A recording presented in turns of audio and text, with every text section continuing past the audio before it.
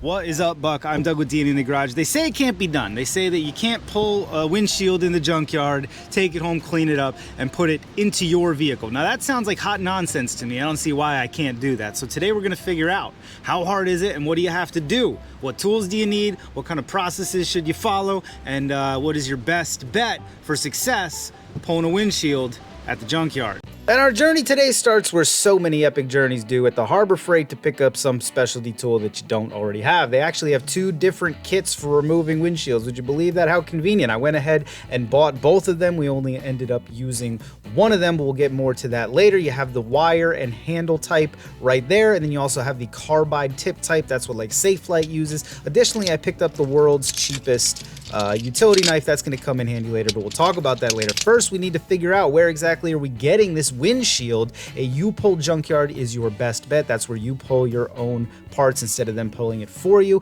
A lot of these yards are starting to put their inventories online, so go ahead and check there first. That way when you head to the yard, you already know what they have for you. This particular yard has two Jeep Grand Cherokee WJs, which is the Grand Cherokee from '99 to 2004.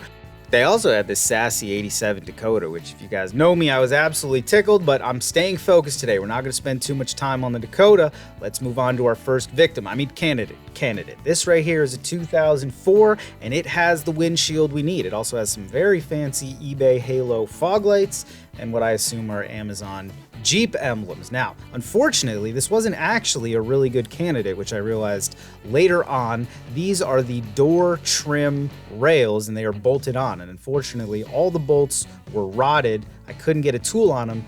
So I did the next best thing and just got to prying on them, and would you believe that that led to the breakage of the window? User error, I know, but ultimately this Jeep was not a good candidate. Lesson learned. There's only two here, and the other one is in the very first row with everybody watching you work. Amateur hour. What are you gonna do? Let's head back to that first one.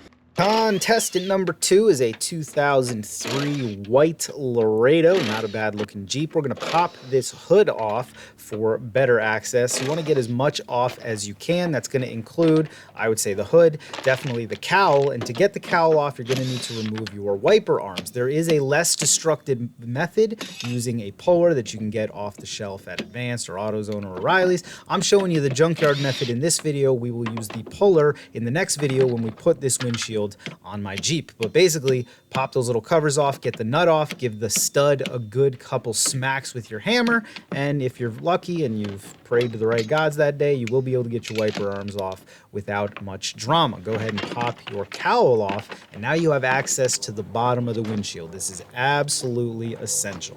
Once that's done, you can move your attention to the sides of the windshield. On the outside, that's going to mean removing your door gaskets as well as any other trim that may be there. That's going to be those door gasket rails that we were messing with on the last Jeep. You can see these are held in with 3 Torx on each side, but the Torx are not yet stripped out, rounded out, rotted out, whatever. So I'm actually able to remove this the proper way. If you're not able to remove this stuff the proper way and you have to pry on it, I don't know. I would suggest finding a different donor vehicle. Most of the trim you're going to find on newer vehicles, say the last 20 or 30 years, is going to be rubber stuff like this. It's super easy to remove. It's super easy to install. It's super easy to replace. If it's damaged in any way, older vehicles, you may be up against metal trim. You just want to take your time. Once you go inside, it's probably going to be a lot of plastic panels that are clipped in. Hopefully you don't have to remove your whole dash. On this Jeep, it was just that front piece. You're going to want to remove your A-pillar trim on these Jeeps. They're bolted on with a 9/32 or like a 7mm or something, which I don't have, so I don't feel bad about it. Now, onto the tools we're going to be using. Let's start with the wire and handle method. Now, the meat and potatoes of this kit are those handles and the wire right there, but this long, pointy starter tool is where the magic really happens. You're going to locate the urethane on the side of your windshield and just stab this tool directly through. It has a sharpened tip. It pops right through, and now you have breached the seal. Next, we're going to get our hands on the wire. Go ahead and pop that guy open. This is some abrasive braided wire. You could probably use guitar string. You could probably use piano wire, whichever you use. Go ahead and be a little careful when you open it. I made a proper mess, getting flashbacks of the first few fishing trips with Dad as a kid, where I absolutely foobarred all the reels in the first 10 minutes, and we spent the next several hours untangling it. So go ahead and do that untangling routine. Get yourself an amount. I grabbed about 6 feet. I cut that off, and now we're gonna put this into the handle. This is where the magic really happens. This handle's crazy. It's got that tapered pin that has a slit in it with the hole at the top. What you do is position the pin so that the slit travels underneath the plastic handle. You're gonna work your wire under the slit, so it's essentially going through the handle, and then you're gonna use some of it to secure into that hole in the top. Then when you cinch the handle down on the tapered rod, what you've done is lock that wire in there and give yourself a really good place to get your big bear paws on there so you can pull this thing back and forth and saw through the urethane. Now, to get it through that urethane, you're gonna put it in the little groove on the tip of that starter tool. Go back over to the vehicle, find the hole you created, and just push it right through. It's absolutely as easy as that. I was very surprised at how well this kit works based on the price. You can feel the tools are a little chintzy, but they are strong enough for the job. I'm not a Harbor Freight rep by any means, but shoot, man, I would recommend. Go ahead and put the other handle on the other side and get to sawing. Really what you're doing is you're using the abrasive wire to saw through the urethane. You don't want to be sawing on the glass. You don't want to be hung up on the metal that's underneath it. You're going to have to watch out for fasteners. You're going to have to watch out for other trim pieces, contours and stuff. But once you get a pretty good angle on it and you got your hands just right and you're moving, it saws through it pretty darn quickly. Watch how quick it moves across this top piece of the windshield.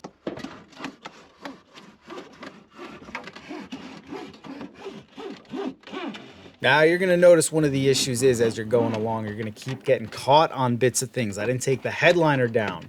On the bottom, there was this little bit of sand dampening material, and it kept getting caught on it. When the noise, the wire's making changes, and it stops moving as well as it was, you're probably caught up on something, because the urethane is no match for the abrasive wire and a little bit of pressure.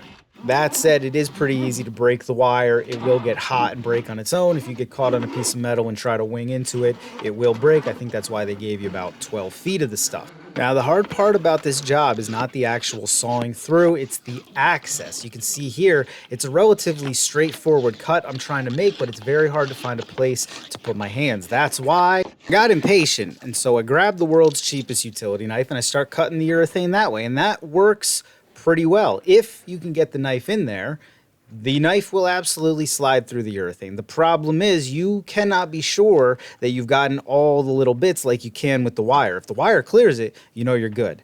That's how this happened. Oh.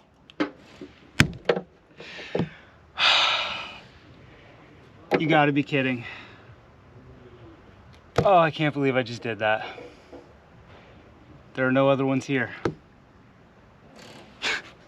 God. Concludes our windshield pulling for today. Let's walk around the yard a little bit, make ourselves feel better about this.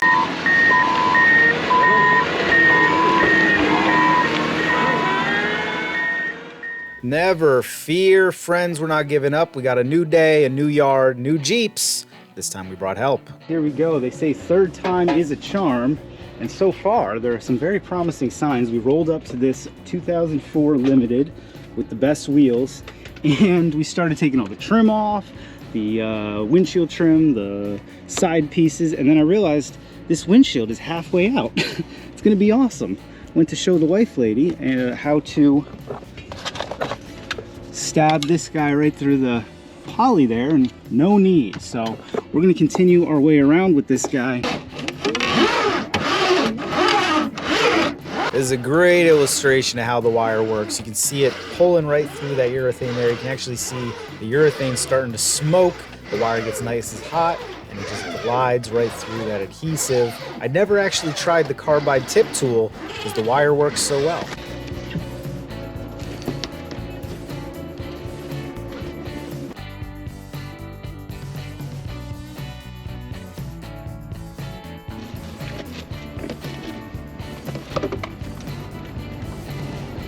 Please note that all vehicles we messed with had their hoods put back on, doors closed. I know we stole the windshield or broke the windshield out of them, but we did everything we could to leave the rest of them in the best possible condition for the next guy. Friends, I would say that is a pretty darn huge success. We were finally able to pull one pour one out for the two I broke. Here's a little tip if you have to store glass, and this isn't just for windshields, this is any glass you have to store. Go ahead and get you some pool noodles. You split them down the middle, and then you put them right over the edge here of your glass, and they act as a nice little buffer, and then lean it right up against the wall. I had a moving blanket to throw over for good measure, but once you got her home, it's incumbent on you to try your best not to break it. That's a pro tip you might not have thought of. And that is all there is on that one. We are all done. We're absolutely gonna do a video on the install. I have some urethane primer and some windshield urethane on their way to me in the mail. As soon as I receive that, we'll do a video on how to remove a broken windshield, clean up a junkyard windshield, and then properly install a junkyard windshield so that it doesn't leak, doesn't come falling out on you, and we're gonna do the whole thing without breaking it. We're definitely gonna do the whole thing without breaking it. If you think that's something you'd be interested in, by all means, go subscribe to the channel. If you liked this video, oh buddy, do I have a lot more just like it. We have a whole playlist of UPULL videos, as well as a ton of other repair, how-to videos for you. So if you like this one, please go check out another one. Additionally, if you liked this video, go ahead and like the video. That's just common sense, isn't it? I thank you for that like, I thank you for the subscribe, and I thank you for watching this video. Additionally, if you're enjoying this style of content outside of just subscribing to the channel, you can follow me on social media. I post almost daily on Instagram, as well as almost daily in YouTube Reels. So if you are a fan of short form content, as well as the long form content, got you, bud. Don't worry about it. Just subscribe. It's gonna be fine. Outside of that, leave me a comment down there in the squawk boxes. Have you ever removed a windshield successfully, unsuccessfully? How did it go? Did you ever replace one? Do the full process? Let me know down there in the squawk boxes. What am I in for when I go to pull my broken one out and put this one in? And what would you have done differently in the yard pulling this windshield? Not broken the first two, I assume. Can't wait for those comments. Should be a lot of fun. So leave me that comment down in the squawk boxes. Like and subscribe. Thank you so much. Cannot wait to see you all on the next one, which again, should be an install video on this windshield.